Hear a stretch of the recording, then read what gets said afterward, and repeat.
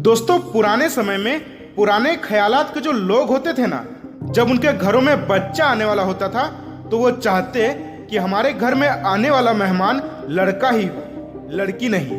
क्योंकि कहीं ना कहीं उनकी मजबूरी ये होती थी कि मैं लड़की को पढ़ा नहीं सकता, दहेज नहीं दे सकता और उसकी शादी नहीं करा सकता। लेकिन दोस्तों, अभी हमारे देश में जैसे हालात चल रहे हैं, ऐसे ही हालात अगर चलते रहे तो बहुत जल्द लोग फिर से कहेंगे कि हमें अपने घर में लड़की नहीं बल्कि एक लड़का ही चाहिए।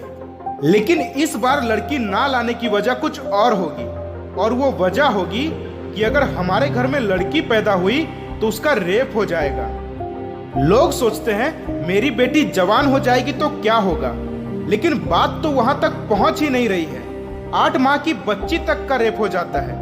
पिता सोच रहे हैं कि मेरी बेटी की तो शादी हो गई है, अब उसका पति उसका अच्छे से ध्यान रखेगा। लेकिन उस बाप को क्या पता था कि उसका पति ही अपने दोस्तों के साथ मिलकर उसका रेप कर डालेगा। ये तो कुछ भी नहीं, 86 साल की एक बूढ़ी औरत तक का रेप हो जाता है। आखिर कब इस तरह की घटनाएं बंद होंगी?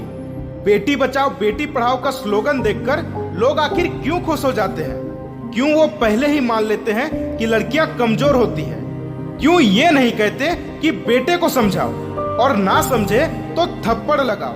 क्यों पहले ही लड़कियों को कमजोर साबित कर दिया जाता है? अरे असली गुस्सा तो तब आता है जब कुछ जाहिल लोग ये कहेंगे कि लड़कियों के साथ दुर्व्यवहार तब तक होता रहेगा जब तक वे अपना अंग प्रदर्शन करते रहेंगे, छोटे छोटे कपड़े पहनते रहेंगे, रात रात भर पार्टियां करेंगे और पब में जाएंगे। अरे उनकी मर्जी, क्यों ना पहने वो अपने पसंद के कपड़े, क्यों ना करे वो रात रात भर पार्टियां।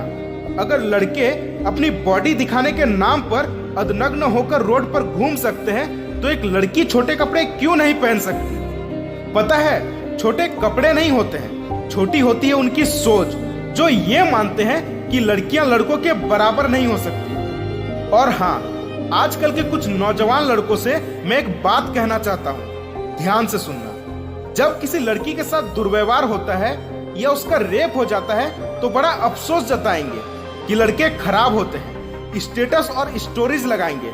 लेकिन खुद जब बाहर किसी लड़की को देखेंगे तो आगे से पीछे से चारों तरफ से बस घूरते ही रहेंगे। अबे सालों, कुछ शर्म करो। तुम्हारे माँ बाप ने तुमको यही सब सिखाकर बड़ा किया है। एक माँ जो हमेशा ये सोचती रहती है कि उसका बेटा लड़कियों की बहुत इज्जत करता है, सोचो जब उसे पता चलेगा कि उसका बेटा तो राह चलती लड़की को घूर कर ही रास्ता पार करवा देता है तो उस पर क्या बीतेगी। अगर आप भी ऐसा करते हो तो कम से कम एक बार अपने माँ बाप की भावनाओं का ख्याल कर लेना।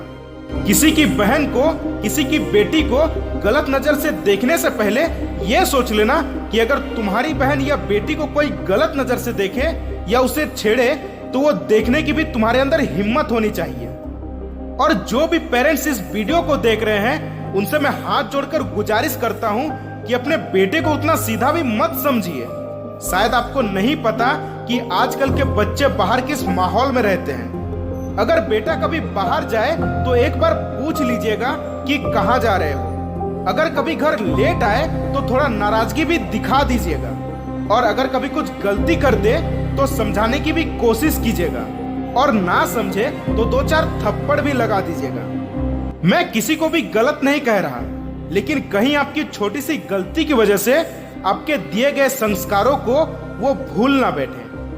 आज मैं किसी को भी ये वीडियो लाइक करने या चैनल को सब्सक्राइब करने के लिए नहीं कहूंगा।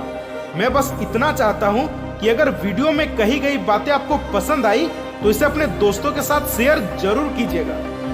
धन्यवाद।